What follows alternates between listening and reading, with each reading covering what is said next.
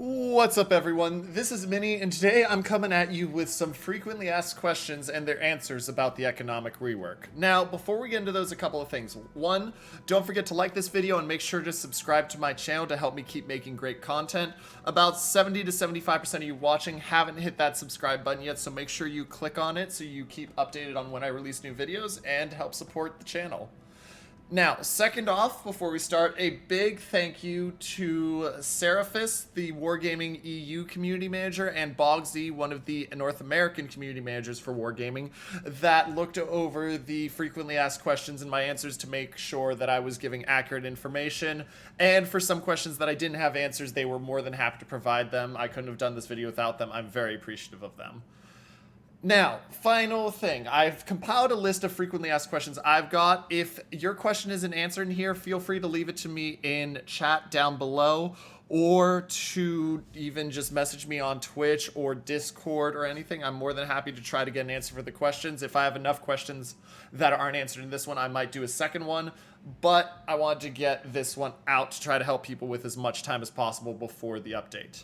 So let's break into all of the questions I've gotten. Question one I got, why are they doing this? Why is Wargaming doing this? Well, Wargaming is doing this for a couple of simple reasons. First off, and the biggest reason, is to allow people to use the camos they want without it affecting economic and combat stats. So this way, people can now use whatever camo, whatever visualizations they want without it affecting your combat and your economics. And two, they wanted to simplify the system so that people can understand what they are earning on ships easier, rather than having to try to calculate, well, 777% free XP on this plus 60% on this, so on and so forth, to try to make it easier. The next question I've gotten a lot is, am I going to be earning less in the new system? And that this is a complex question. The general rule of thumb, the general answer is that the question is that the earnings should be about the same. According to Wargaming, as well as calculations done by members of the community, which you can see on the forums or on Reddit, the break-even point for credits, for example, tends to be about 200,000 credits in terms of gross profit.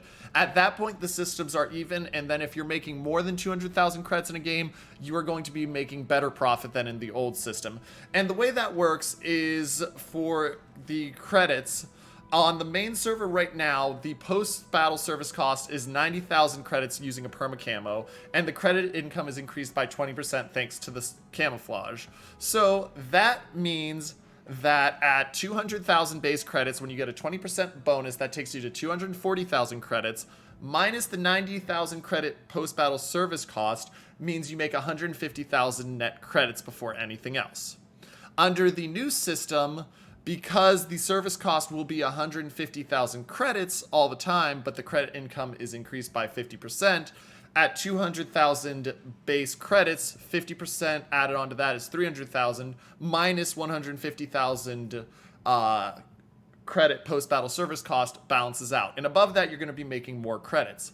Regarding XP, free XP, commander XP, the break-even points are a little harder to calculate due to the fact that, as Wargaming says, the first 10,000 damage down a battle earns you more than the next 10,000 damage, plus the variety of damage. For example, damage for experience is worth more on DDs than battleships because it's a higher percentage of the ship health, so on and so forth. But based off of the credits, it should be a fairly similar, if not better, in the new system. And we've seen that in people playing on the PTS this past week.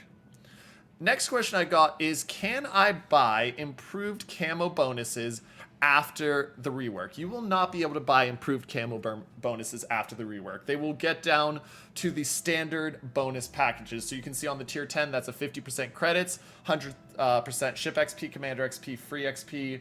And then if I scroll down to, for example, my Roma, if I were to buy the Roma after the change, once I find her, if I were to buy the Roma after the change, and I already have her, I get the improved credits package on the Roma, where I get the 45% credits and the 100% of each. But if I were to buy it after, it would be a lower bonus.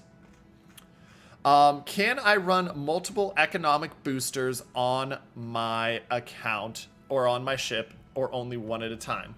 The answer to that is very simple. You will always be able to run one permanent economic booster plus any flag bonuses you get, and then one of each bonus. So you will be able to put on a credit bonus, a ship XP bonus, a free XP bonus, and a commander XP bonus if you want. You will not be able to run multiple. I can't run 100% free commander XP bonus plus a 200% one to get 300%. No, you gotta pick one level.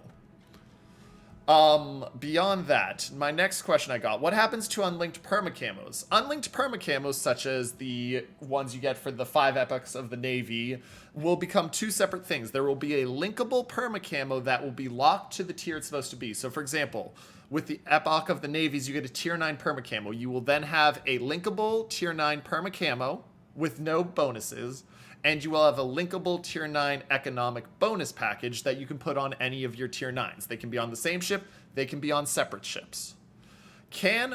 After that came the question, can I stack multiple perma eco bonuses on one ship? What happens if you have 2 perma camos for the same ship?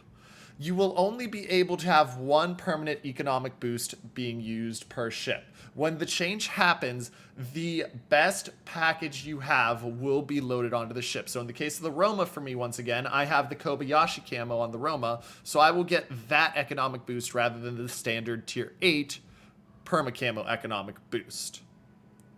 If I have 2 perma camos for said ship, I will still be able to use either perma camo, I just don't get an extra economic boost. Now, the next question is, will camos still be consumed after the rework, even though there's no reason for them to be consumed? And the answer is, of course they will. If you have a permanent camo, obviously it will stay, but because this is visualization, you are buying one-off uses for credits of the different camos. You are not required to run camos. They don't give you anything except making your ship look cooler, though some people would argue that it doesn't look cooler.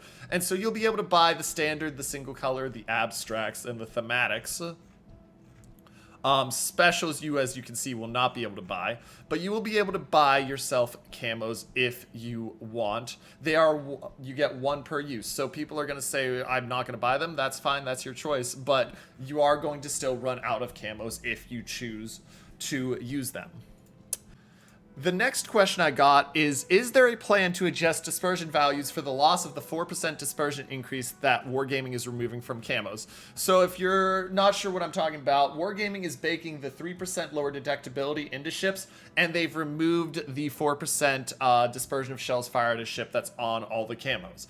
And they are not going to adjust dispersion values. You are all going to enjoy the mini Deadeye buff that everyone gets. Are there disposable camos that it would be wise to use before the economic changes, because the conversion is as good, if not better? And the answer is no. Wargaming has given up to a 50% boost to economic consumables created from camos post-rework, so they will be worth more always afterwards. This is to net out everything and balance it. For example, with the tier 10 perma camos, they're giving you the 20% credit boost off the old one, 25% more credits to replace the loss of the ship post-battle service reduction, and then they're throwing on a bonus 5% for the camos. For the various flags, they're going to be throwing stuff up there as well. Next up, I got a question. I've yet to see Wargaming address in detailed manner the rate at which we will accumulate the new boosters. This is an important topic, since if we get half as many boosters as we do Econ flags today, then this change will not be good. Information is still sparse on this, but as per Wargaming, the amount should be roughly the same as current. In the economic, the more signals, for example, containers, if you instead of getting economic signals, you would get the consumable economic boosts. The gift containers right now that give you the special flags, those would be economic boosts instead. Next up, along with the flags, we get the question of what happens to the India Bravo Terrathree signals, which are the reduced post-battle cost. Those flags, if you have any, if you haven't run out of them because they've been discontinued for a while, they will be converted into a token, and the tokens can be used to buy economic boosters, the consumable ones. If you do not use them to buy economic boosters, they will be converted into credits after the rework once you've had time to decide if you're going to buy stuff or not. as an important question that's come up is, with all of the economic rework, is there any plans to change the economic bonuses of premium time in the future? And the answer is no. Premium time will remain as is. Wargaming has no plans to adjust the bonuses that come from premium time to either lower or increase them. Premium time will stay where it is. My next question I got from a YouTuber: can you ask if there's any chance they'll show the actual receipts for the formula on the calculator for economic bonuses? A player can do them by hand to check Wargaming's work, but the vast majority of the player base is going to take them at their word, but wonder how in the world they ended up with so many small, medium boosters when they may have been expecting the larger boosters instead. Well, first off, the formula can be seen in the calculator posted by Wargaming. The first one, it's been simplified in the second one, but in the first one, you can see how everything's checking out. But remember, as proven time and again, they are always increasing the value. None of your economic signals or camos or such is getting lowered in value after the change. It is always being raised or staying exactly the same.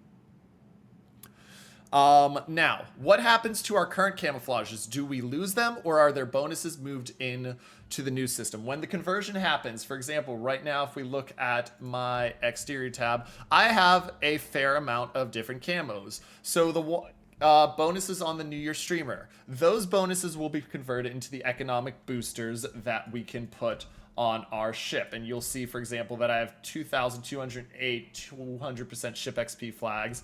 I have 1,076 800% commander XP, and so far that just doesn't come from the signals, that comes from the camo change. You'll keep your, of course, all your current perma camos. Now, next one I got is a really big question. Why have the premium camos cost so much with no bonuses attached? And there's both the premium credit camos and which provide no economic bonuses, and the perma camos. So first off, talking about the consumable camos, that's because they're out of credits. You don't have to use them, and they set them as different values based on how artistic they are. Single color camos are cheap. The more thematic or abstract you get, the more they cost. If we're talking about perma camos, there's a couple things. One, remember, your first perma camo is only 200 doubloons, so it'll be the same cost to get your first perma camo as well as the economic boost for that ship as it would have cost you to get a perma camo in the old system. But the biggest reason is they don't want to devalue the purchases made prior to exterior separation. So if I already had, for example, with the Montana, if I had the Montana and I had bought the 5,000 doubloon regular Montana camo, I got the camo and I got the base economic boost on it. If I went in later and I had bought on the old system the Crocosaur Montana camo, I would have paid 8,000 doubloons just for the camo. I wouldn't have been getting any better economic boost. They're saying people have been paying this.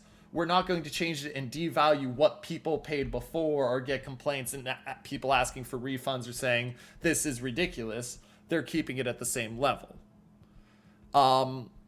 And third, just to give you guys some math on it that I've run, the average tier 10 camo to purchase a second one costs 5,000 doubloons. Crocosaur from Montana obviously is a little different, but a lot of them, the average price is 5,000 doubloons. That's about $20 in US money. This is similar in cost to the higher level League of Legends skins or Dota skins or Counter-Strike Global Offensive gun skins. So it's matching up with what you're paying in other games. And if you're buying ones for lower ships like tiers 3, 4, 5, 6, 7, it's cheaper, $15, $10 less.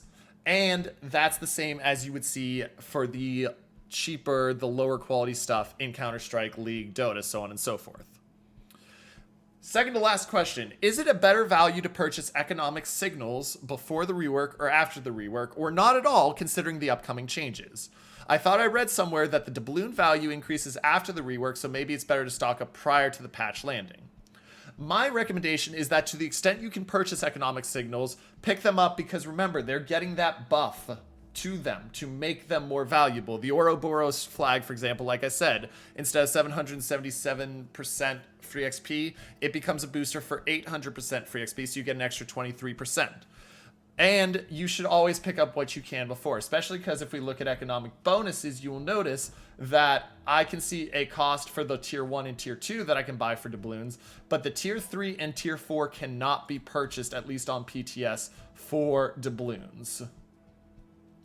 And the final question I got is, so I've not been following this at all. What happens to my original Missouri bonus? The original Missouri bonus of 30% credits to balance out once they brought the Missouri back without the bonus is being baked into the ship's stats directly. So rather than being on an economic boost, it'll be just something that's baked into the ship when we look at the ship. However, it's not just the 30%, they are bumping it another 10% up to 40% credit so that it continues to be the credit-making ship that it has been for all of its time in-game. Anyway, ladies and gentlemen, that's my answers to some of the frequently asked questions I've gotten. If I didn't answer your question, make sure to leave it in the comments down below so I can see and either answer it, or if I have enough, I'll make another video about this with a part 2. Don't forget to like the video, make sure to subscribe to my channel to help me keep making great content, and as always, this is Minnie, signing off.